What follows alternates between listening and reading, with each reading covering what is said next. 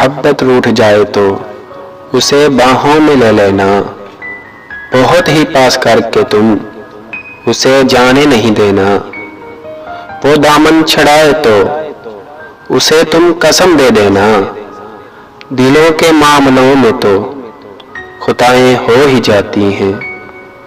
तुम इन खताओं को बहाना मत बना लेना। मोहब्बत रूठ जाए तो उसे जल्दी मना लेना, उसे जल्दी मना लेना।